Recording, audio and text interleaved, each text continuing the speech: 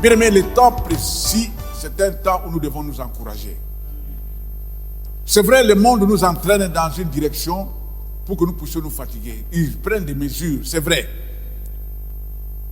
Il y a des salles où il y a des assemblées qui ne sont plus dans leurs salles parce que les salles ont fermé, parce qu'ils ne peuvent plus payer, parce qu'il y a beaucoup de choses, beaucoup de situations dont beaucoup de chrétiens se sont découragés. Il y a beaucoup qui ne prient plus, qui sont à la maison, vous savez. Et il y a des gens qui s'habituent, quand ils voient un frère, ils voient un sœur dans l'assemblée, ils se réjouissent, ils chantent, ils dansent. Mais aujourd'hui, beaucoup sont enfermés, ils sont dans des confinements, sont à la maison. Et pour chanter, ça devient un problème. Pour prier, ça devient même un problème. Pour vivre même la Bible, c'est un problème. Tout ça, c'est le monde qui nous amène tout ceci. Mais nous devons rester fermes dans le Seigneur. Nous ne savons pas d'où. Personne ne nous donne une explication juste. D'où vient le Covid? Ça vient d'où? Qui est le maître? Qui est derrière? Mais quand il y a une situation qui est là pour tuer quelqu'un, ça ne vient pas de Dieu. Parce que Dieu est celui qui est venu donner la vie. Dieu n'est pas venu pour donner la mort. Quand il y a un esprit, quand il y a une maladie qui est en train de tuer les gens, ça ne vient pas de Dieu. Vous avez suivi partout dans le monde, depuis que moi je suis né, même les patriarches, je crois, depuis que vous êtes nés, nous sommes nés avant vous, mais on n'a jamais vécu cette situation. Que le monde entier soit bousculé par un petit virus. C'est un petit virus humain qui est devenu un grand virus dans le monde. Mais nous avons la bonne nouvelle. Jésus est plus grand. Jésus est grand que tout. Jésus est puissant. Jésus est vrai. Jésus est une vérité. Jésus, c'est la vie. Nous continuons à croire seulement en ce que la parole nous dit. Nous devons nous accrocher tout simplement à ce que la Bible nous donne. La Bible nous donne ce qui est vrai. C'est ainsi, quelles que soient les mesures, les décisions qui seront prises, même ici en Suisse. Déjà, vous entendez en France, il y a des mesures, il y a couvre-feu à partir de 20h ou 21h jusqu'à 6h. Il y a même un pasteur qui me dit, papa, c'est fini, nous, on ne sait pas qu'est-ce qu'on va faire. Parce que, bon, maintenant, tous ces gens qui viennent des lois de 40 km, on ne peut plus les voir les mercredis, on ne peut plus les voir les vendredis. On le voit seulement les dimanches. Parce que s'ils viennent au culte ou à l'enseignement le jeudi ou plutôt le mardi et le vendredi, ils doivent quitter. Déjà à 19h30, ils doivent partir pour prendre le train. Mais et puis quand ils vont descendre chez eux là-bas, c'est encore un problème parce qu'on ne peut pas voir quelqu'un dans la rue. Vous voyez, tout ça, ça crée des situations. Mais nous allons continuer à prier. Nous allons continuer à honorer notre Dieu. Amen. J'ai voulu que nous puissions partager quelque chose que vous savez que quelquefois nous nous négligeons. Je crois que la vie de quelqu'un sera changée cet après-midi ou ce soir en la sortie de ces lieux. Tu sauras qui tu es et qu'est-ce que tu as avec toi. Et qui est avec toi. Qu'est-ce qui t'a donné. Souvent nous négligeons cela, nous lisons en passant, mais nous n'allons pas creuser là-dedans pour savoir qu'est-ce que cette Bible dit, qu'est-ce que la parole me dit. Amen. Alors, je vais vous inviter à lire, nous allons nous lever pour lire la parole de Dieu. Nous allons lire dans Genèse chapitre 2, à partir du verset 26 jusqu'au verset 28. J'aimerais que quelqu'un puisse prendre le micro et nous lire. Parce que je crois qu'il va lire. Il y a le président qui est là. Tu vas nous lire une série de versets. Tu lis premièrement Genèse chapitre 1, 26 à 28. Peuple de Dieu, voilà ici ce que dit la parole. Nous y sommes. De 1 Genèse 26 à 28. Je lis au nom de notre Seigneur Jésus-Christ. Puis Dieu dit, faisons l'homme à notre image, selon notre ressemblance, et qu'il domine sur les poissons de la mer, sur les oiseaux du ciel, sur le bétail, sur toute la terre, et sur tous les reptiles qui rampent sur la terre. Dieu créa l'homme à son image, il le créa à l'image de Dieu, il créa l'homme et la femme. Dieu les bénit et Dieu leur dit, soyez féconds, multipliez, remplissez la terre et l'assujettissez, et dominez sur les poissons de la mer et sur les oiseaux du ciel et sur tout animal qui se meut sur la terre. Parole du Seigneur. Amen. Tu nous lis Genèse 12, chapitre 2, verset 2 jusqu'à 3. Genèse chapitre 12, verset 2 jusqu'à 3. Genèse 12, 2 jusqu'à 3. Je ferai de toi une grande nation, et je te bénirai, je rendrai ton nom grand, et tu seras une source de bénédiction. Je bénirai ceux qui te béniront, et je maudirai ceux qui te maudiront. Et toutes les familles de la terre seront bénies en toi. Amen. Nombre 22, 8 à 10. Nombre 22, 8 à 10. Balaam alors dit, passez ici la nuit, et je vous donnerai réponse d'après ce que l'Éternel me dira. Et les chefs de Moab restèrent chez Balaam. Dieu vint à Balaam et dit, qui sont ces hommes que tu as chez toi? Balaam répondit à Dieu, Balak, fils de Tiphor, roi de Moab, les a envoyés pour me dire. 10. Oui. Jusqu'à 10. Continue verset 11. Voici, un peuple est sorti d'Égypte et il couvre la surface de la terre. Viens donc, maudis-le, peut-être ainsi pourrai-je le combattre et je le chasserai-je. Lis-nous Ephésiens 1, 2 jusqu'à 3.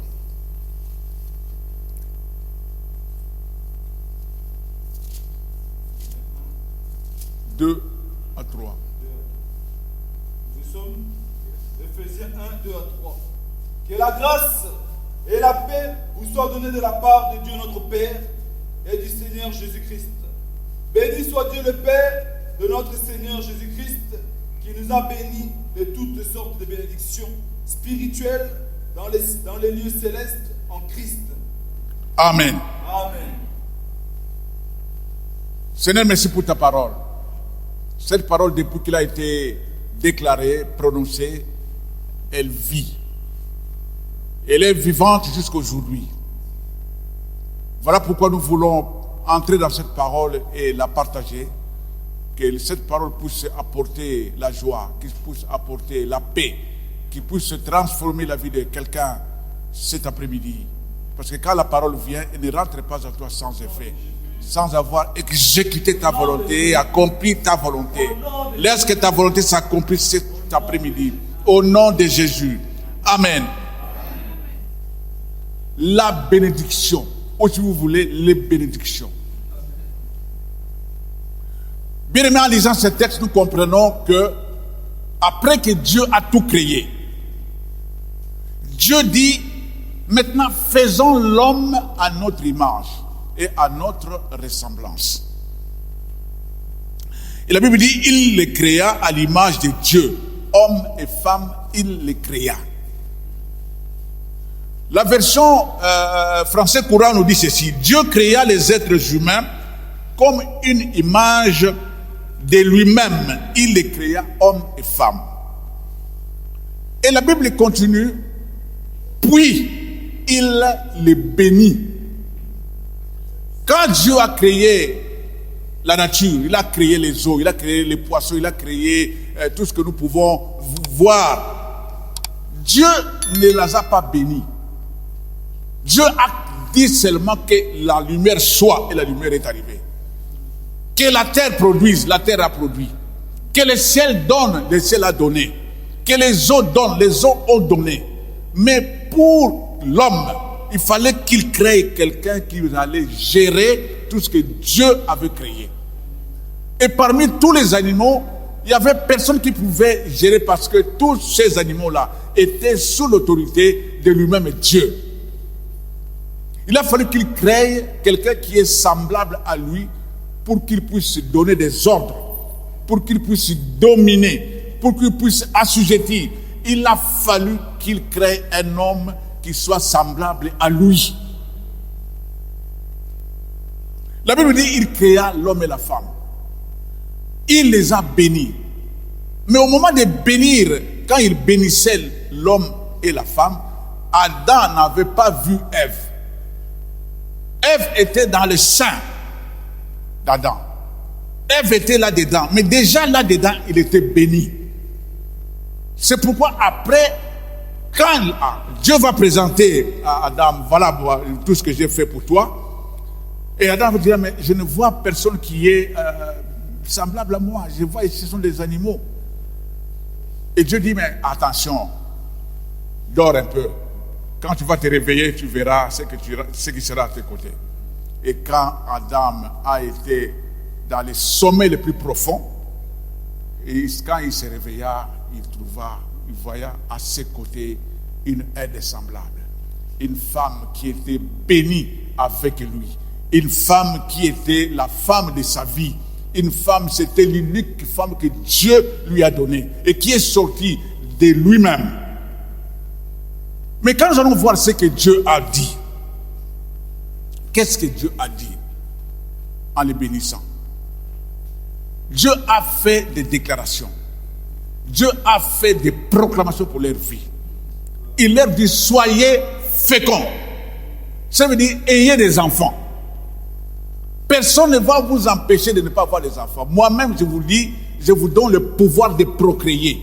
Ayez des enfants. Pour multiplier la terre. C'est-à-dire, vous devez devenir nombreux. Remplissez la terre. Soumettez cette terre. Ensuite, il dit, dominez sur. Tout ce que Dieu avait créé devait être dominé par l'homme qu'il a créé à son image. Et Dieu va tester Adam. Il dit à Adam, donne un peu les noms à tous ces animaux qui sont autour de toi.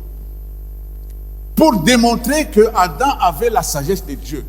Il avait l'intelligence de Dieu. Il était créé à l'image de Dieu. Il était un petit Dieu, mais avec une grande sagesse. Un petit Dieu, mais avec une domination. Un petit Dieu avec une puissance. Dominer sur toute la terre. La Bible nous dit, cela fut ainsi, c'est-à-dire comme Dieu l'avait voulu et ordonné. Vous connaissez l'histoire? Qu'est-ce qui s'est passé pour que l'homme puisse perdre cette bénédiction?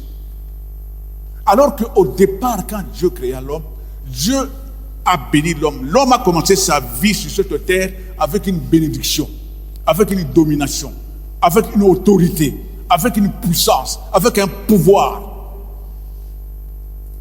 Qu'est-ce qui s'est passé pour que l'homme puisse perdre tout ça? Parce qu'il y a quelqu'un qui n'était pas d'accord. Parce que lui, il voulait être comme Dieu. Alors que être comme Dieu n'était pas réservé aux anges. Dieu, dans sa pensée, il savait, après avoir tout créé, il devait créer quelqu'un qui devrait être comme lui. Ce n'était pas aux anges. Ce n'était pas un ange qui pouvait chercher à être comme Dieu. Et c'est lui qui a voulu chercher à être comme Dieu. Dieu l'a précipité. Et quand il est descendu sur la terre, la Bible dit, terre, le diable est descendu vers vous, animé d'une grande colère. Bien aimé, le diable est colérique. Le diable n'est pas un ami, c'est un ennemi. C'est pour cela qu'il faut lui résister comme la Bible nous recommande. Il ne faut pas aller négocier avec le diable. Alors, il va tromper. Il savait que Adam, qui a reçu les ordres, était dominé par lui. Il va tenter la femme. Aujourd'hui, s'il y avait d'autres femmes dans cette contrée, je crois que Sarah et Adam allaient, plutôt Ève et Adam allaient se séparer. Mais Adam était contraint de vivre avec cette femme. Pourquoi? Parce qu'il pouvait dire à Ève, Ève, quand Dieu a donné ses ordres ici, toi tu étais là-dedans. Il a dit à moi, vous ne mangerez pas de cet arbre, de ce fruit de cet arbre-là. Mais Adam, qu'est-ce qui lui est arrivé? Ce n'est pas à nous de pouvoir chercher. Nous croyons seulement ce que la Bible nous révèle. Adam a accepté, a pris de sa femme le fruit et il a mangé. Et les deux sont tombés dans un péché de désobéissance à Dieu. S'il y a quelque chose qui peut nous séparer de la présence de Dieu, c'est le péché, c'est la désobéissance. Ils ont tout perdu. Ils ont perdu et la domination, ils ont perdu et la connexion, la communion avec Dieu, et ils ont perdu et même le pouvoir que Dieu leur a donné. Bien aimé, quand Dieu bénit, il bénit réellement. Quand Dieu bénit, il bénit. Alors, il donne tout ce qui est de lui. Tout ce que Dieu avait donné à Adam, tout ce qu'il avait donné à Ève, c'était une bénédiction complète et totale. Cela veut dire que tous les enfants qui devraient naître d'Adam et Ève devraient être des enfants bénis. Mais qu'est-ce qui s'est passé? Lorsqu'il y a eu rupture entre Adam et Ève avec Dieu, tout était fini. Alors Dieu attendait. Dieu n'est pas un homme qui réfléchit deux fois. Dieu est Dieu. Il a un projet. Dieu, quand il établit un projet, c'est pourquoi il dit, je connais moi des projets que j'ai formulés pour vous. Ce ne sont pas des projets de malheur, ce sont des projets de bonheur. Dieu veut à l'homme du bonheur afin que vous ayez de l'avenir et de l'espérance. C'est ça la volonté de Dieu. Il avait ça dans son disque dur, il avait ça dans sa tête, il avait ça dans son cœur. Et cela devrait s'accomplir. Et Dieu attendait son temps afin que son projet entre en exécution. Vous allez vous rappeler du déluge. Il a placé sa confiance à Noé. Noé l'a déçu. Et Dieu même a regretté avant le déluge en disant, bon, je regrette d'avoir créé l'homme. Parce que dans son cœur, il n'y a que le mal qui monte. Mais après, tellement que sa pensée était de bénir l'homme, Dieu va choisir un homme. Nous avons lu dans Genèse chapitre 12, verset 2 et 3, la Bible nous dit, Dieu a trouvé un homme qu'il appela Abraham, en lui disant, quitte le pays de ton père, quitte là où tu es, quitte la maison de ton père. Voici ce que je veux faire de toi. Je veux te bénir. Je veux te bénir et je veux maudire tous ceux qui te maudiront. Je bénirai ceux qui te béniront. Et tu seras une bénédiction pour une multitude. Et ces paroles-là ont plu à Abraham. Ce sont des bonnes paroles qu'on peut recevoir de son Père, qu'on peut recevoir de son Dieu. C'est pour cela. Quand vous allez voir dans la Bible, Dieu a béni Abraham. Abraham a béni son fils. Son fils a béni son fils. Ainsi, la bénédiction allait de père en père, de père en père, en enfant, père en enfant, père en enfant. C'est pourquoi j'ai dit à quelqu'un cet après-midi, il faut bénir tes enfants. Parce que toi, au départ, tu es déjà béni par Dieu. Les chrétiens sont bénis, mais ils ne comprennent pas encore quelle sorte de bénédiction ils ont. C'est ce que nous allons découvrir aujourd'hui. Alléluia.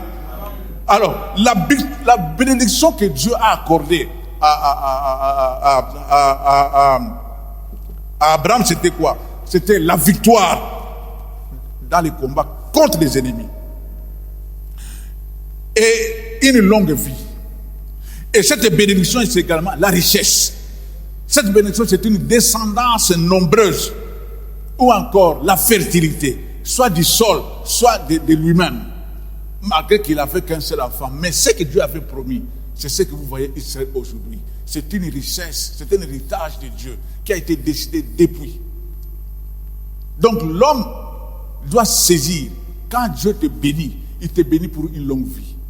Il te bénit pour que tu sois fertile et non stérile. Il te bénit pour que tu sois riche.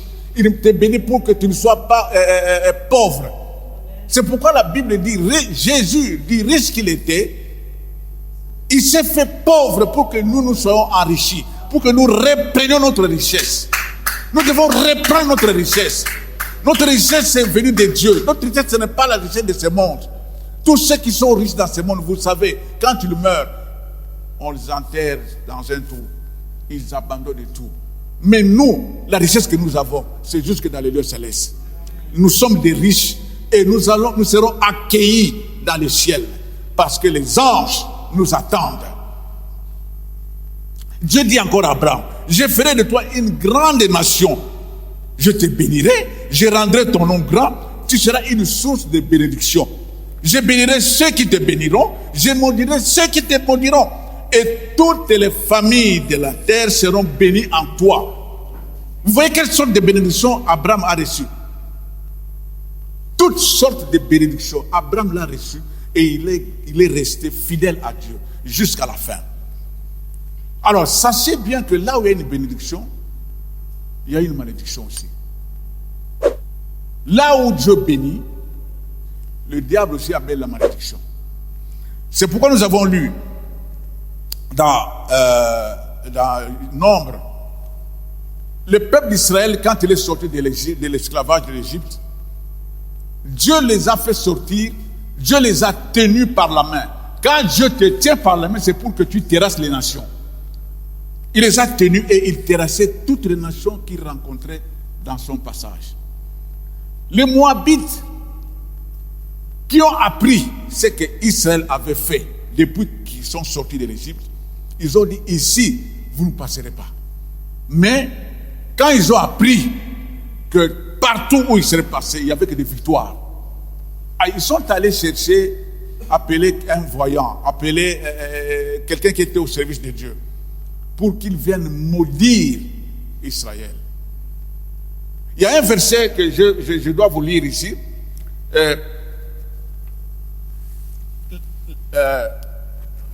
Le serviteur de Dieu dit, comment dois-je maudire celui qui est déjà béni? Dans Nombre 22,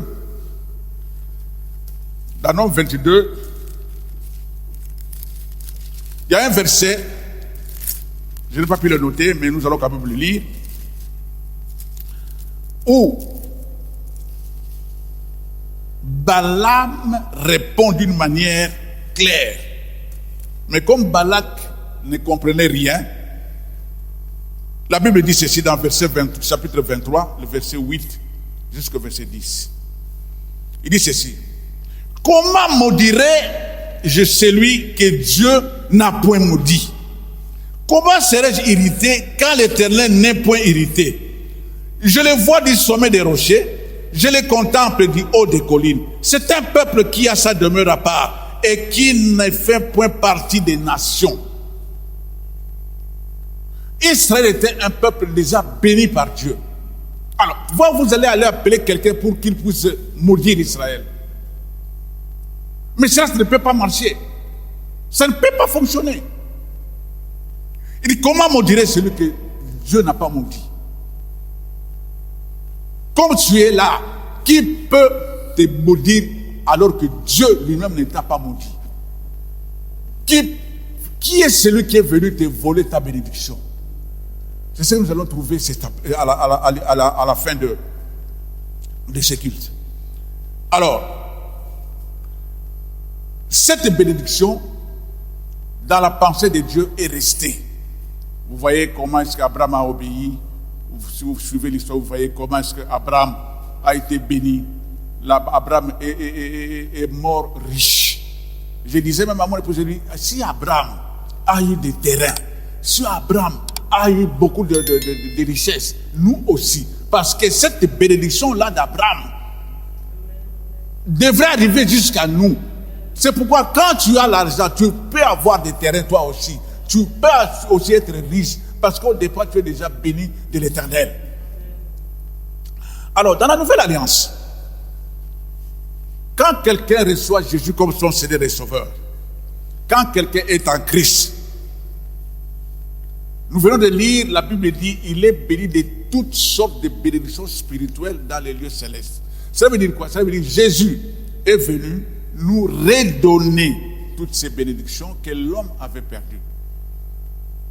En Christ Jésus, nous sommes bénis de toutes sortes de bénédictions spirituelles dans les lieux célestes. Dans la liste de ces bénédictions, nous avons la vie éternelle avec lui. Nous avons la guérison avec lui. Nous avons la délivrance avec lui. Nous avons la vie avec lui. Nous avons l'autorité avec lui. C'est pourquoi il dit, voici les signes qui accompagneront ceux qui auront cru. En mon nom, ils chasseront des démons. Cela n'était pas réservé à l'Ancien Testament. Cela est réservé à nous qui sommes parvenus en ces temps de la grâce. Cet homme-là, c'est voici l'homme. Cet homme-là s'appelle Jésus. Cet homme-là a vécu sur cette terre. Cet homme-là a parlé. Cet homme-là a ressuscité les morts. Cet homme-là a guéri les malades. Cet homme-là est le même jusqu'aujourd'hui. Son nom est Jésus. Il a dépouillé les dominations des autorités. Il les a livrés publiquement en spectacle. Bien aimé, la Bible nous raconte déjà ce que Jésus a fait et ce qu'il est et ce que nous devons faire. Il a tout dépouillé. Il disait même à sa disciple, j'ai vu Satan tomber, le diable tomber comme un éclair. Ça veut dire quoi? Ça veut dire que le diable est par terre. Mais depuis qu'il est tombé, qui l'a relevé?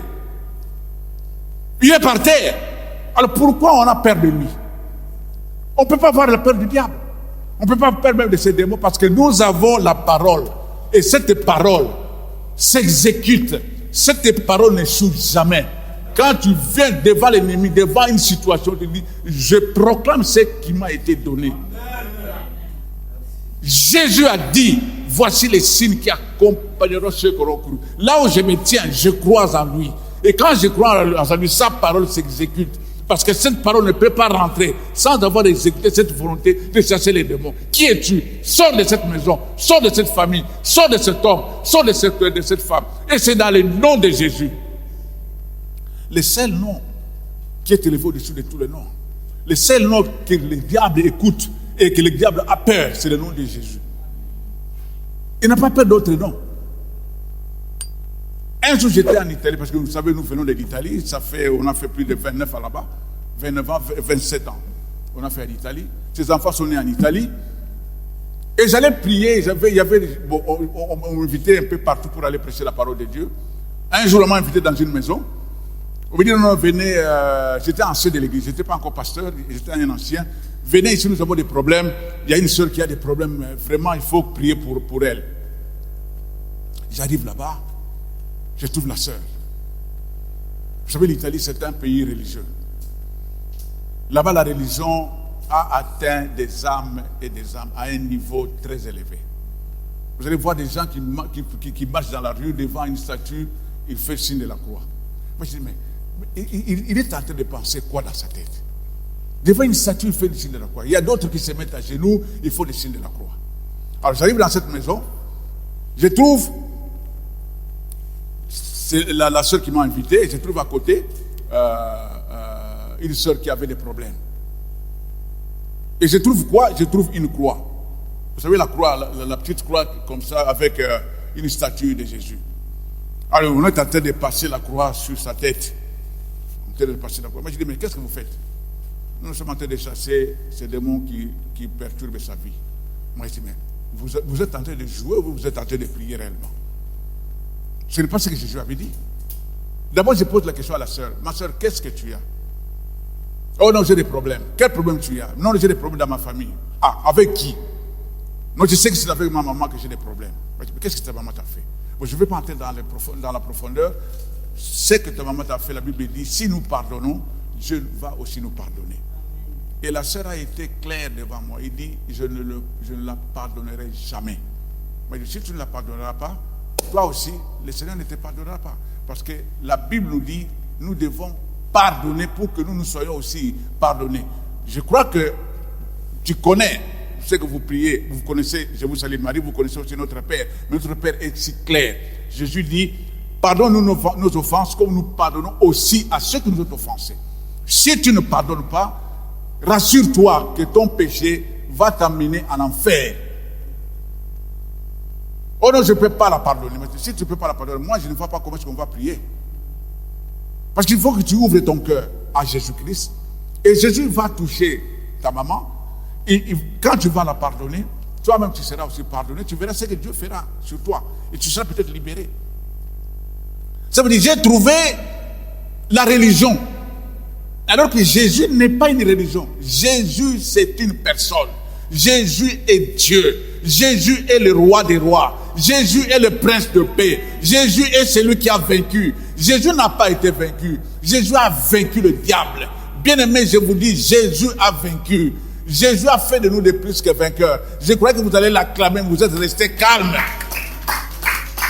Ce nom-là ne peut pas passer inaperçu. Quand le nom de Jésus est là, il y a un feu qui circule. il y a les entrailles qui bougent, parce que c'est un puissant nom. Vous savez, Dieu, après l'avoir souverainement élevé, majestueusement élevé, royalement élevé, au-dessus de tout, il lui a donné le nom de Jésus. Cela veut dire quoi? Il n'y avait pas un autre nom. Il n'y avait pas un autre nom que Dieu pouvait donner. Si Dieu a donné le nom de Dieu, c'est le nom qui était au top. C'est le nom qui est venu du ciel. C'est un puissant nom. C'est un grand nom d'un grand homme. Voici l'homme qui s'appelle Jésus. Il a paru pour détruire les œuvres du diable. Il a paru pour nous donner la vie. Nous vivons de lui. Comme vous êtes là, si tu as reçu Jésus comme Seigneur et Sauveur, aujourd'hui tu dois savoir que Jésus est tout pour toi. Tout ce qu'il a pour lui, tout ce qu'il a en lui, c'est tout ce que toi tu as. J'aime dire toujours ceci. Ce que Jésus est, c'est ce qui fait de lui ce qu'il est. Ce qui fait de lui ce qu'il est, c'est ce qu'il a. Tout ce qui est en lui, c'est ce qui fait de lui ce qu'il est. Est-ce que quelqu'un a compris? Il y a peut-être 2 personnes qui ont compris. Je vais encore répéter. Ce que Jésus est, c'est ce qu'il a. Ce qu'il a, c'est ce qui fait de lui ce qu'il est. Qui est Jésus? Jésus est la vie. Donc c'est la vie en lui qui fait de lui ce qu'il est. Et quand tu crois qu'il est la vie, quand il est en toi, tu as la vie de lui en toi. C'est pourquoi la Bible dit, en lui habite corporellement toute la plénitude de la divinité. Donc tout ce qui est du ciel, tout ce qui est en Dieu est en son Fils. Quand Dieu nous donne son Fils, il nous donne le meilleur de lui-même. Il donne tout ce que Dieu est lui-même. Il nous donne tout ce que Dieu a. Il nous donne tout ce que Dieu est. C'est pourquoi Jésus n'est pas quelqu'un qu'on peut minimiser. Jésus est au-dessus de toute situation. Il était dès le commencement.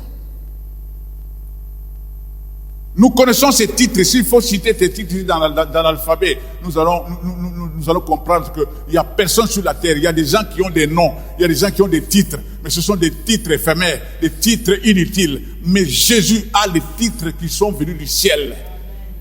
Il est l'alpha et oméga. Qui sur la terre s'appelle alpha et oméga? Il n'y a personne qui s'appelle l'alpha et oméga sur la terre. Quelqu'un peut s'appeler alpha, d'accord, mais il n'est pas oméga. Jésus est alpha et oméga. Jésus est l'agneau de Dieu. Qui s'appelle l'agneau de Dieu sur la terre? Jésus est l'avocat des avocats. Jésus est le bon berger. Il est le berger des âmes. Il dit, je suis venu donner ma vie et pour que mes brebis l'aient en abondance. Sache que là, tu as la vie en abondance. Tu n'as pas une vie qui est à moitié. Il ne donne pas la moitié. Il donne tout ce qui est de lui. Tout ce qui est en lui. Il donne en abondance. Quand il donne la vie en abondance, il te donne la guérison en abondance. Il te donne la bénédiction en abondance. Il te donne tout ce que tu as besoin. Il donne en abondance. Il est le cep. Nous sommes des sarments. Aucun sarment ne peut vivre s'il n'est pas accroché au cep. C'est ce que Jésus est. Il est le chef de l'armée de l'Éternel. Josué était là devant le Jourdain. Il devait traverser. Il y avait des obstacles qui attendaient. Mais quand il sortit pour méditer, il trouve quelqu'un debout. Il lui pose la question, mais qui es-tu? Tu es des nôtres ou bien le Seigneur dit, je viens d'arriver maintenant. Parce que ce que vous voulez faire maintenant, c'est moi qui suis le chef de l'armée de l'Éternel. Je vais vous guider pour que vous puissiez abattre ce mur-là qui est devant vous, pour que vous puissiez traverser ce Jourdain. Jésus est le chef de l'armée de l'Éternel. Quelle est l'armée qui peut se comparer à l'armée de l'Éternel? Parce qu'Élisée savait que l'armée de l'Éternel est là. Mais son serviteur avait peur. Quand il est sorti de haut, il voit l'armée. Il dit, vraiment, nous sommes foutus. Il va rentrer chez Élisée pour lui dire, mais mon Seigneur, regarde dehors. L'armée est sous les montagnes. Élisée prie seulement Dieu et dit, bon Dieu, ouvre-le les yeux pour qu'il voie notre armée. Et quand ce serviteur est sorti, il a vu l'armée de l'Éternel. Bien aimé, l'armée de l'Éternel est autour de nous cet après-midi. Parce que là où il y a Jésus, il y a l'armée de l'Éternel. Imaginez un peu s'il y avait Trump ici. Là dehors, tout était en noir. Il devait y avoir des gardes-corps qui sont armés jusqu'aux dents. Et imagine, même dans les bâtiments ici, partout même là derrière. Imaginez un peu Jésus qui est ici. Il est ici. Et autour de nous qui sont là, nous avons des anges autour de nous. Nous avons l'armée de l'Éternel autour de nous. Nous avons celui qui a vaincu en nous. Nous avons la vie. Nous avons la victoire. Nous ne craignons rien parce qu'il est avec nous. Jésus, le Fils de Dieu vivant. Jésus, le Seigneur des Seigneurs. La liste continue. Il est le chef. Il est le chef de l'armée de l'Éternel. La Bible nous révèle encore que celui qui est l'homme, il est le germe, celui qui est le Messie, celui qui est le Nazaréen, celui qui est le prince de paix, celui qui est le roi des rois, celui qui est le Seigneur des seigneurs. Il y a un verset qui me plaît, c'est lui le véritable qui nous a fait connaître le véritable. Et nous sommes dans le véritable. Cela veut dire, quand nous sommes là, bien-aimés, il faut te considérer comme un béni, parce que tu vis avec le véritable. Les autres ne sont que des photocopies, même pas des photocopies. Ce sont des statues. Mais lui, il est le véritable. Quand il dit un mot, la chose arrive. Quand il proclame, la chose arrive. Lui, il la ramène à l'existence, même ce qui n'existe pas. Un serviteur de Dieu a témoigné. C'est Smith Wigglesworth. Je ne sais pas si vous avez entendu parler. Cet homme-là c'était un simple plombier. Mais la Bible dit, Dieu a promis l'esprit sur toute chair, sur vos fils, sur vos filles, et sur ses serviteurs, sur les jeunes gens et les vieillards. Chacun à son tour, les fils allaient prophétiser. Donc, parce que l'esprit devait travailler, et que ce soit dans nos fils, que ce soit dans nous-mêmes, dans nos jeunes. Et cet homme a reçu une onction particulière. C'était un plombier. À son actif, il a ressuscité 14 morts. Parce que devant lui, la mort, c'est rien. Il suffit qu'il crie sur la mort quitte le corps de quelqu'un.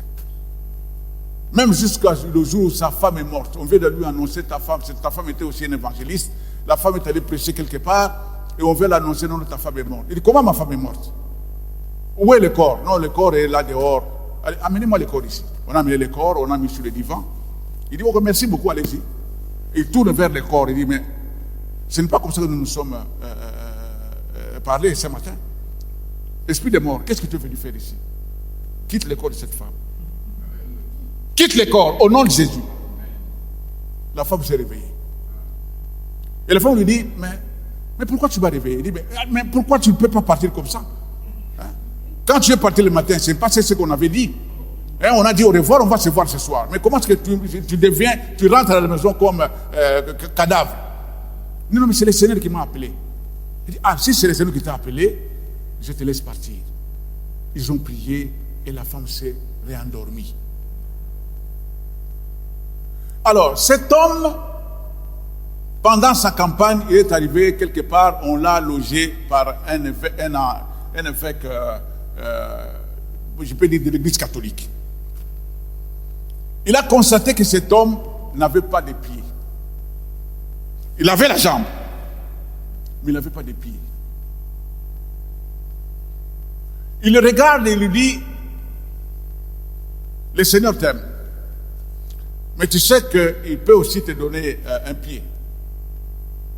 Vous savez, pour un religieux, c'est un peu difficile, si pas impossible à avaler. Mais cet homme lui dit, non, demain matin, va t'acheter des paires de chaussures. Le monsieur est sorti, il est arrivé au magasin, il entre, il demande à la serveuse, donne-moi une paire de chaussures numéro 42. Alors la dame lui dit, mais c'est pour vous? Il dit, non, non, c'est pour moi. Mais la dame dit, mais c'est pour toi? Oui, oui. Il va lui donner la paire de chaussures. Il met la paire de chaussures. Il met l'autre paire. Le pied s'est formé dans la chaussure. Ça, c'est Dieu qui est capable. Il n'y a rien d'étonnant de sa part. Ce qu'il dit, ça s'accomplira. Ce qu'il veut, c'est ce qui va arriver. Aujourd'hui, ce que tu voudras, c'est ce qu'il va te donner. parce que tu es béni.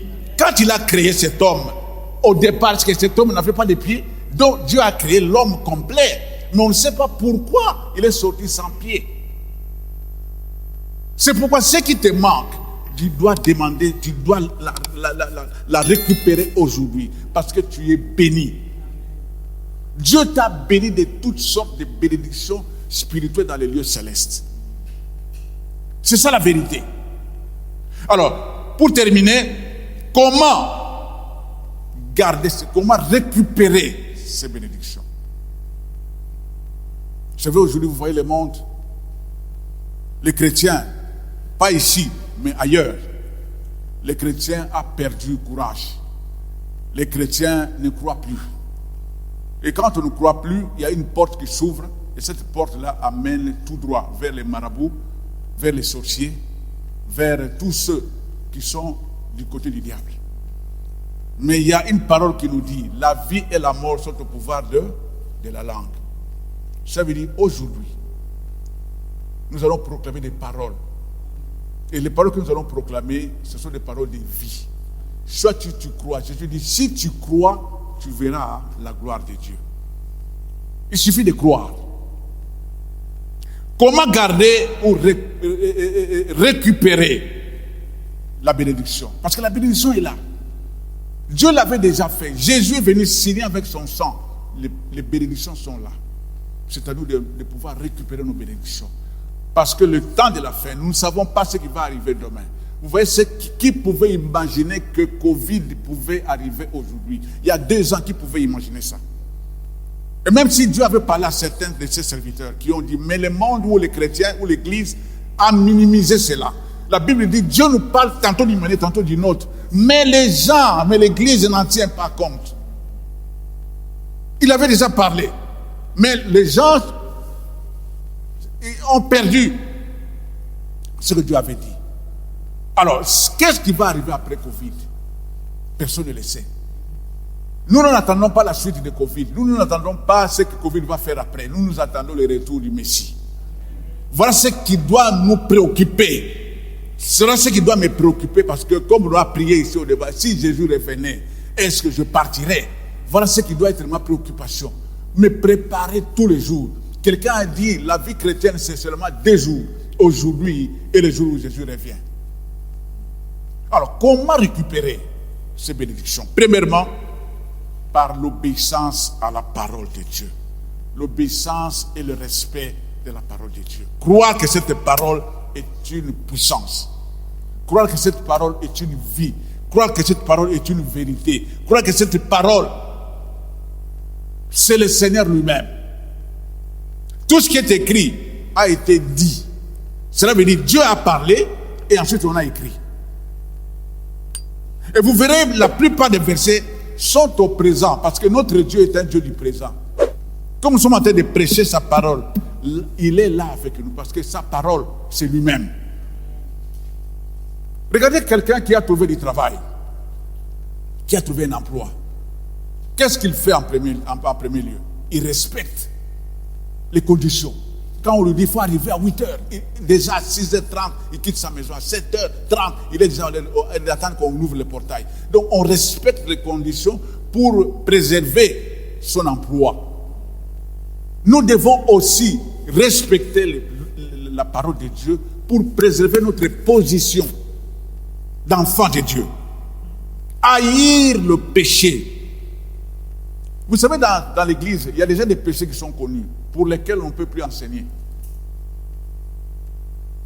Pour tout le temps qu'on est passé dans l'église, il y a certains péchés qu'on ne peut plus enseigner ça. Parce que les gens le savent. Pardonner certains péchés, et ne pas pardonner certains péchés. Si tu ne pardonnes pas certains péchés. Mais il y a des gens qui continuent à ne pas pardonner. Pas ici, mais ailleurs. J'ai entendu quelqu'un dire, je ne pardonnerai jamais cet homme. Ce qu'il a fait à ma famille, je ne pardonnerai jamais. Mais si tu regardes la personne, c'est lui qui récite notre Père qui est dans les cieux. Proclamer des bonnes paroles. D'abord le péché, il faut fuir le péché. Se repentir. Confesser. Ça peut arriver que tu as mal parlé. Ça peut arriver quelqu'un t'a bousculé et par inadvertance, tu as répondu mal.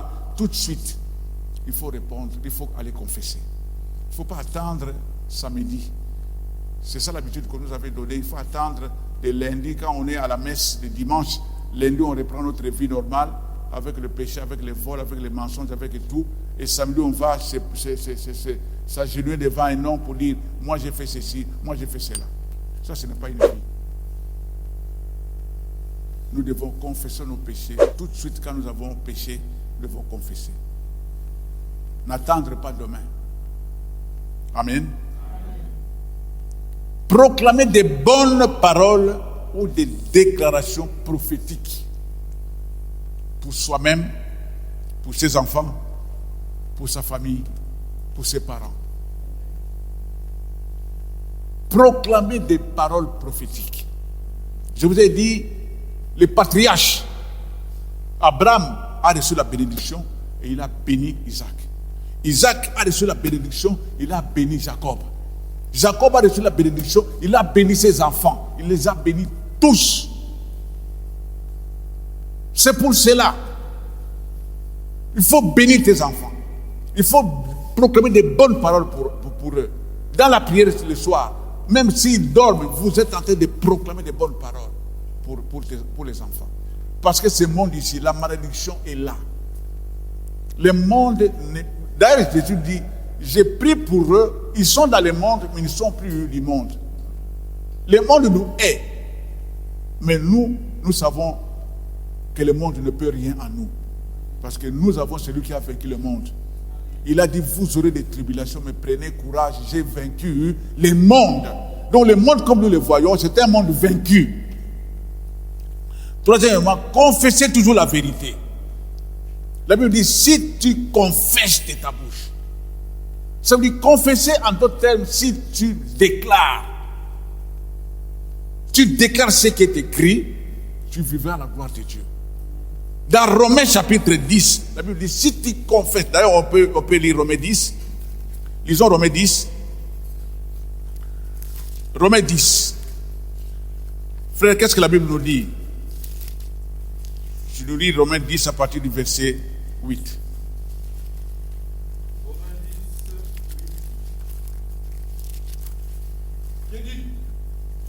Que dit-elle donc? La parole est près de toi, dans ta bouche et dans ton cœur. La parole est où? La parole est où? Près de toi. Près de toi, où? Dans ta bouche. Dans ta bouche et? Dans ton cœur. Donc la parole que tu as déjà entendue, tu l'as dans ton cœur. Et quand tu l'as dans ton cœur, qu'est-ce que tu dois faire? Tu dois proclamer par la bouche. Tu vas déclarer ce qui est dans ton cœur. N'est-ce pas? Continue, frère.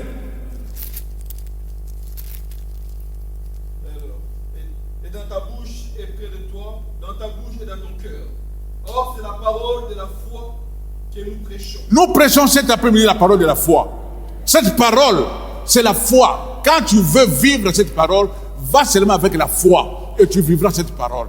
Parce que la foi, c'est une ferme assurance des choses que l'on espère, une démonstration de ce qu'on ne voit pas. Je démontre que je suis en bonne santé. Je démontre que je suis un enfant de Dieu. Je démontre que je suis un plus que vainqueur. Je démontre que je n'ai peur de rien. Parce que je suis avec l'homme. Continue, frère.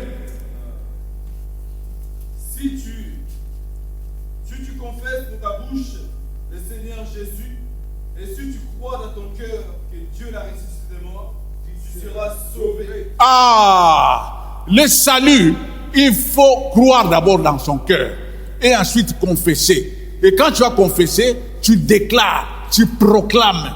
Quand tu dis Jésus, j'ouvre mon cœur, viens entrer dans moi, Jésus vient.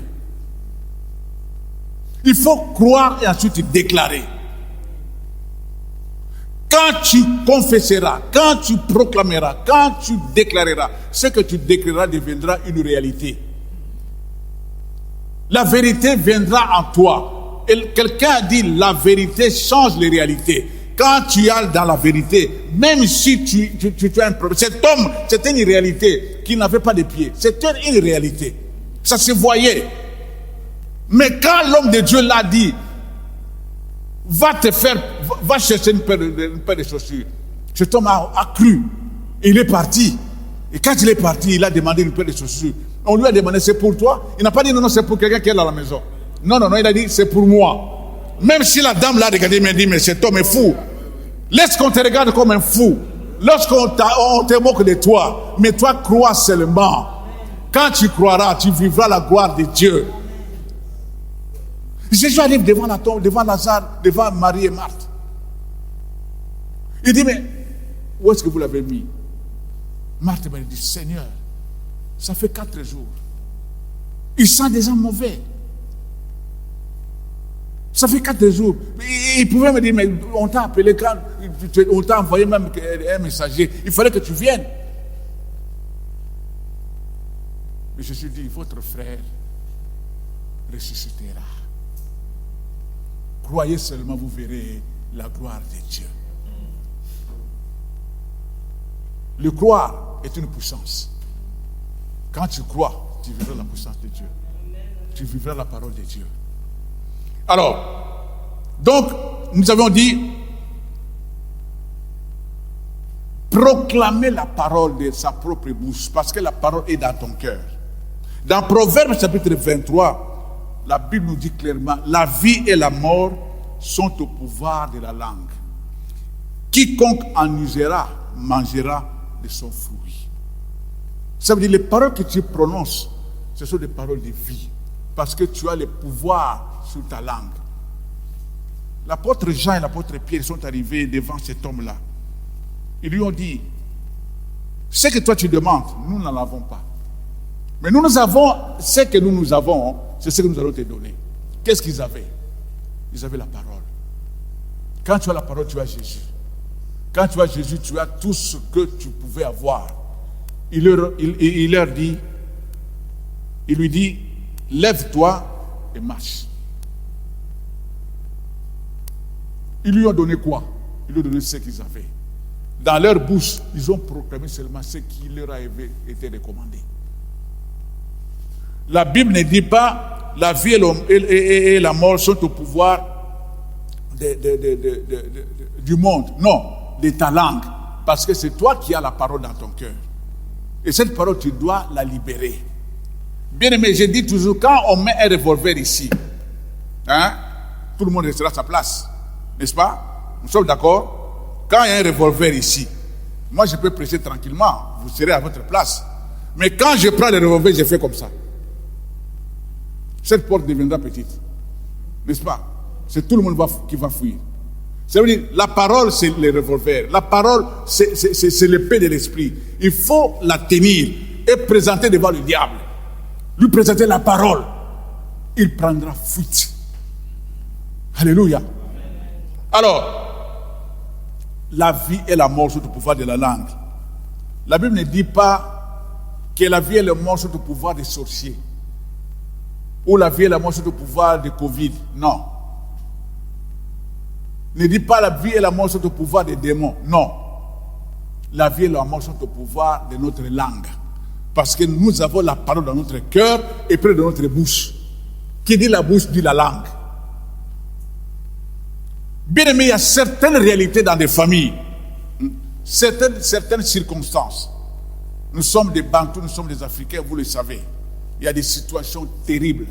Mais quand vous allez fouiller plus loin, vous allez voir, ça vient des ancêtres. Ça vient de la famille lointaine.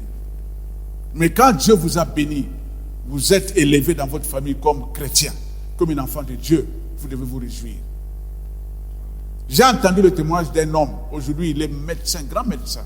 Il est aux États-Unis. La famille, pour trouver ne fût-ce qu'un pain, c'était difficile. Ils ont grandi dans des difficultés impensables. Vous savez, en Afrique, les parcelles il n'y a pas de clôture. Maintenant, il y a des clôtures. Mais quand nous grandissait, on pouvait voir de l'autre côté, on pouvait voir de l'autre côté. Quand les enfants mangeaient là-bas, on pouvait voir. Quand les enfants jouaient là-bas, on allait même jouer dans d'autres parcelles. Et puis le soir, chaque parent appelait ses enfants pour manger. Et ces enfants-là regardaient les autres. Et puis les parents étaient stricts. Si tu regardes là où on est en train de manger, tu vas à la maison. D'abord, tu as une gifle et ensuite tu vas à la maison dormir. Parce que quand tu regardes, cela veut dire, tu veux dire, appelez-moi, ici je n'ai pas mangé. Et le père était strict. La maman te regarde seulement dans les yeux comme ça, tu trembles toi-même. Alors cette famille avait des difficultés. Personne ne pouvait terminer les études. Alors, quand le frère a connu le Seigneur, il est allé prier. Il dit, Seigneur, je ne sais pas s'il a prié cette parole que nous avons partagée ici. Tu nous as bénis. Quand tu as créé l'homme, tu l'as béni. Pourquoi ma famille doit souffrir comme ça? Il a fait des prières, il a jeûné, il a prié. Le Seigneur va lui révéler, va demander à ton père, qu'est-ce que ses frères ou ses parents ont fait dans la brousse. Va lui demander. Vous savez, c'était une question difficile. Hein? Mais comme il était avec le Seigneur, il est allé demander à son père. Papa, mais dis-moi un peu. Le Seigneur m'a révélé quelque chose. Mais il faut que tu me dises, qu'est-ce que vos frères ou vos parents ont fait avec quelqu'un dans la brousse? Alors son père a regardé par terre. Il dit, mon fils, ils ont enterré un homme vivant. Ils ont fait un trou et ils ont mis un homme là-dedans, ils l'ont enterré. Pourquoi? Parce qu'ils avaient besoin de l'argent, ils avaient besoin d'une protection. Et alors on leur a dit, si vous enterrez quelqu'un vivant, l'âme de cet homme-là va vous protéger. Et voilà la source de notre souffrance. Voilà la source de ce que toi-même tu souffres avec nous. On ne peut pas terminer les études, on ne peut pas travailler, il n'y a personne qui se marie, nous sommes là. Et quand ils ont fait la repentance, ils ont tout annulé. Ils ont prié. La famille était libérée. Moi, je ne connais pas ton problème. Mais Dieu connaît les problèmes. Chacun a des difficultés, chacun a des problèmes. Quelque part, il y a un lien. Quelque part, il y a un obstacle. On ne peut pas trouver du travail. On ne peut pas avoir des enfants. Alors que ce n'est pas ce que Dieu a voulu. Dieu, au départ, a béni l'homme. Et la Bible nous dit, nous sommes bénis de toutes sortes de bénédictions. Avoir des enfants, c'est une bénédiction. C'est l'héritage de Dieu. Travailler, c'est la volonté de Dieu. Dieu n'a pas créé Adam et Ève comme des chômeurs. Il leur a donné du travail. Et Dieu va dire plus tard, l'ouvrier mérite son salaire. Pourquoi? Parce que l'homme doit travailler. Bien-aimés, nous allons prier. J'aimerais que nous puissions nous lever et nous préparer pour prier et faire des proclamations, des paroles qui vont sortir de nos bouches. Nous devons croire que ces paroles sont des paroles de vie.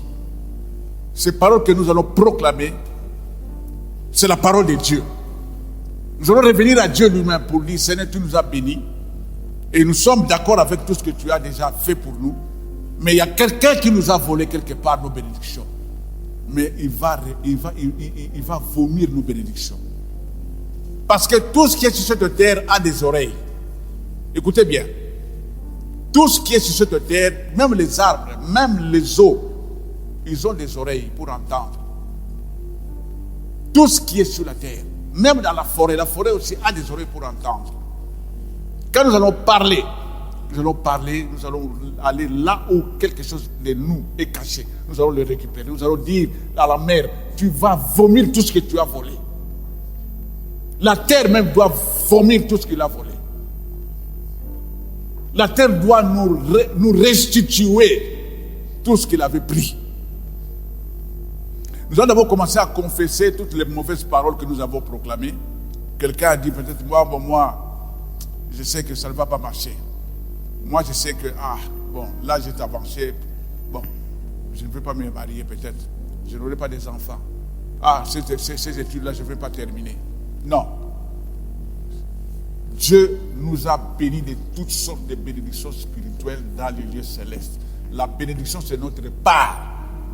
Et dans cette bénédiction, il y a tout, y compris le mariage, y compris avoir des enfants, y compris la réussite, y compris le succès. Cela est réservé à nous. Les chrétiens, voilà le monde se moque de nous. Ils vont seulement prier. Voilà ce qu'ils sont. Ils sont des pauvres. Nous allons commencer à prier, à confesser d'abord. Notre Dieu, notre Père, nous Commence voici à devant demander toi. Nous pardon venons à Dieu d'écouter pour ta toutes les parole. paroles que tu avais C'est dites. toi qui nous connais. Nous voulons J'ai proclamé des mauvaises paroles, je te révoquer demande toutes les pardon. mauvaises paroles qui ont été dites. Tout ce que j'ai Tout ce dit que dans j'avais dit de ma qui bouche, était négatif. je devrais Tout dire ce des choses qui positives. était du domaine de Mais j'ai dit des l'échec, choses du négatives. domaine de la maladie, Seigneur, du domaine pardonne-moi. des douleurs. Au Pardonne-moi, nom de mon Jésus-Christ, Dieu. Pardonne-moi, je reviens Père. vers toi, Seigneur. Pardonne-moi dans ton Et amour. j'enlève Pardonne-moi, tout ce qui a Seigneur. été inadvertance, Pardonne, Seigneur, toi, tout le ce Dieu qui a qui été pardonne. erreur, tout ce qui a été Seigneur, faute, merci, Papa. tout ce qui a été dit dans la Parce paix, que tout ce qui a été dit dans la ce que tu as tristesse, donné à l'homme tout ce qui a été dit dans était le trouble, totalement tout ce qui a été dit, suffisant Seigneur, pour inconsciemment que nous ou vivions consciemment. une vie totalement Seigneur, dans totale le en nom toi. de Jésus, Pardonne-moi, je viens Seigneur. confesser Pardonne-moi, et je Seigneur. retire ces paroles Pardonne-moi, maintenant. Papa. J'annule. Que cela soit J'annule. abrogé J'annule au ces nom paroles. de Jésus-Christ de J'annule Nazareth. toutes ces déclarations Que cela soit négatives abrogé pour au moi-même, devant de ton pour trône mes enfants. céleste. Ce Tout qui a ce que tu as été dit dit pour tes sur ma enfants. femme, ce qui a Tout été ce que dit tu as sur dit mes pour ton enfants, mari. ce qui a Tout ce que été tu as dit dit sur pour mes ton amis, père. Tout ce que au tu as dit nom pour ta puissant sœur. de Jésus, Annule cela. que cela soit Demande révoqué pardon. au nom de Jésus-Christ. Je décrète l'ordonnance maintenant que tout cela est caduque. Tout cela est résilié, Seigneur. Tout cela est Dans le annulé. nom de Il y a Jésus-Christ, encore le sang de que l'agneau. cela soit Le sang enlevé, est encore là. annulé, Le sang est encore abrogé, là. Le sang est que encore là. cela Le sang est soit là pour résilié effacer. devant ton trône. Que tout soit effacé dans les disques Merci, durs de Seigneur, Dieu. parce que tu Que tout es soit Dieu. effacé dans Et son- tu nous fais dans son- entrer dans son- maintenant dans dans une sa nouvelle mémoire. saison. Car il a Par dit, Christ Jésus. je pardonnerai et j'oublierai que vous avez même péché. Bien, nous allons proclamer des paroles positives pour nos familles. Je déclare dans le nom de Jésus-Christ de Nazareth que ma famille est bénie. Ma C'est toi qui as famille, dit, mon Dieu, crois papa, est une famille au bénie. Seigneur Jésus-Christ, tu seras Moi et sauvé. ma famille, Et toi, ta nous famille. avons reçu la De grâce de même servir que Dieu. Abraham était Et nous béni, le servirons. Isaac a été béni. Papa, merci de même encore, que mon Isaac Dieu. a été béni, Merci, Jacob mon Dieu, a été papa. béni. De même Merci, que mon Jacob Dieu, papa. avait été béni, Merci, ses mon enfants Dieu. ont été bénis. Merci, Je mon décrète que tous mes enfants, les Merci, petits-enfants, mon Dieu. sont bénis maintenant. Dans le nom de Jésus, que la faveur d'en haut, la rosée d'en haut, la semence d'en bas, toutes les bénédictions spirituelles, les bénédictions matérielles, dans les harmonies spirituelles, émotionnelles, aussi physiques, financières. Alléluia. Frère, tu nous lis Exode chapitre 10. La Bible dit, là je vais lire, nous allons écouter ce que je vais lire. La Bible dit ceci. À partir du verset 8, la Bible dit Exode 10. On fit venir vers Pharaon Moïse et Aaron. Allez, leur dit-il, servez l'Éternel votre Dieu. Qui sont ceux qui iront? Moïse répondit, nous irons avec nos enfants, avec nos vieillards, avec nos fils, avec nos filles, avec nos brebis et nos bœufs, car c'est pour nous une fête à l'honneur de l'Éternel. Cela veut dire, toi qui es là, tu es sauvé. La Bible dit, crois au Seigneur Jésus, tu seras sauvé, toi et ta famille. Peut-être dans ta famille, il y a des gens qui résistent encore. Parce qu'ils sont bloqués quelque part. Et c'est la source de malédiction. La Bible dit, nous serons plutôt la source de bénédiction. Il faut que tu réclames. Tu dois réclamer ceux de ta famille qui ne sont pas encore dans le Seigneur. Parce que le diable les retient. Le diable les bloque. Mais toi, tu as cette autorité. Tu vas prier. Tu vas réclamer. Tu vas demander que leurs âmes reviennent à Christ. Nous allons prier. En priant, battez les mains. Parce que quand vous battez Au les mains, nom de l'ennemi Jésus. sait. Ces gens-là sont déterminés. Ils sont déterminés. Je suis déterminé à récupérer mon frère, à récupérer ma soeur, à récupérer les frères, les enfants de mes frères, les enfants de mes soeurs. Je réclame leurs âmes. Nous irons avec nos fils, avec nos filles. Nous irons ensemble. Nous irons ensemble. Personne ne va rester en Égypte. Personne ne peut rester dans le monde. Nous allons avec eux. Nous allons avec eux. Nous allons avec eux. Nous allons avec eux. Nous allons avec eux. Nous allons avec eux. Nous allons avec eux. Dans le nom de Jésus. Nous allons encore prier. Il y a des familles où les enfants, il n'y a pas de mariage. Ce n'est pas normal. Dieu avait dit, multipliez-vous. Une femme ne peut pas multiplier s'il n'a pas un homme. Ils doivent se mettre. Dans ta famille, il faut qu'il y ait des mariages. Dans ta famille, il faut qu'il y ait des naissances. Parce que ça, c'est la bénédiction de Dieu. Tu vas encore proclamer cela dans ma famille. Les enfants, mes enfants, nos enfants, les enfants de mes frères, de mes soeurs vont se marier. Ils auront des enfants. Parce que c'est ça la bénédiction de Dieu. Nous prions. Nous libérons dans le nom de Jésus-Christ cette bénédiction. Père, nous proclamons que nous allons être féconds dans la famille. Que ma famille prospère en fécondité, en multiplication. Que ceux qui ne sont pas mariés puissent se marier maintenant. Dans cette église, dans nos familles spirituelles. Au nom de Jésus-Christ, nous déclarons maintenant que les liens qui les captivaient maintenant sont coupés. Les chaînes tombent maintenant au nom de Jésus. Et nous croyons, Seigneur, tu nous donnes la preuve dans cette année et dans l'année prochaine. Nous te le demandons dans le nom de Jésus. Nous voulons nous réjouir pour que les sœurs, mes frères, soient féconds et qu'ils puissent multiplier. Nous allons proclamer également, il faut que dans ta famille, il y ait des gens qui travaillent. C'est la volonté de Dieu. Là où les portes sont fermées, les portes peuvent s'ouvrir parce qu'il n'y a rien d'étonnant de la part de Dieu. Ce que vous allez déclarer, c'est ce qui va s'accomplir si tu crois. Même pour toi, même si tu n'as pas de travail, Dieu est capable. Il y a un travail quelque part pour toi. Et cela n'attend que toi. Et que cette porte-là qui s'est fermée s'ouvre. Tu dois déclarer, même pour ta famille, même pour tes enfants, qu'il faut que c'est la volonté de Dieu. Dans le nom puissant de Jésus, Seigneur, tu es le Dieu qui ouvre la porte du travail, de la prospérité.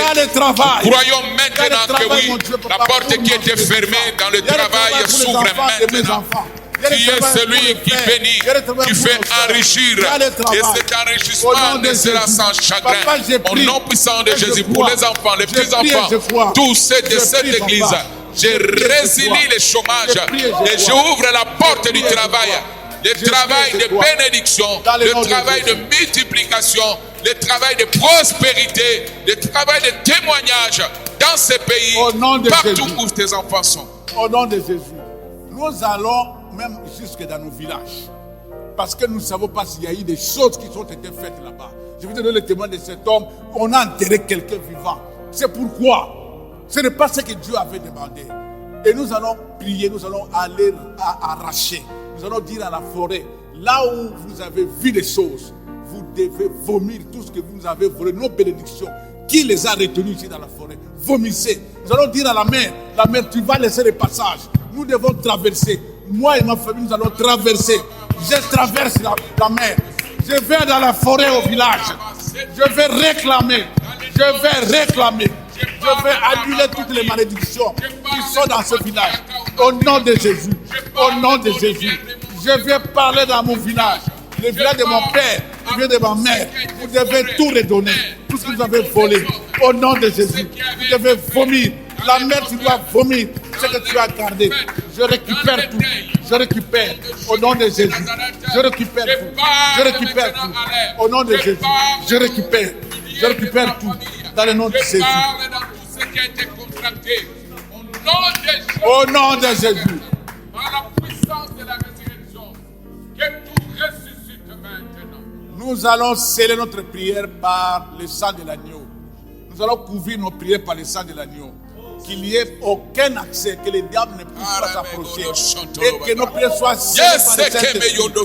Demande le sang de l'agneau. Le sang de Jésus-Christ sur mon esprit, mon âme et mon corps. Le sang de Jésus-Christ sur mes prières, mes intercessions, mes interventions. Le sang de Jésus-Christ dans mon septentrional, mon méridional, mon oriental, mon occidental. Le sang de Jésus en ce dimanche, lundi, mardi, mercredi, jeudi, vendredi, samedi. Le sang de Jésus-Christ à mon aller, à mon arrivée. Le sang de Jésus-Christ où que je foule les pieds. Le sang de Jésus-Christ dans le visible et l'invisible. Le sang de Jésus-Christ dans la nuit et le jour. Le sang de Jésus-Christ où je rencontre des humains. Le sang de Jésus-Christ là où il y a des hommes, des femmes, là où il y a des enfants. Et je le proclame. Merci Seigneur Jésus. Merci Seigneur. Merci Seigneur.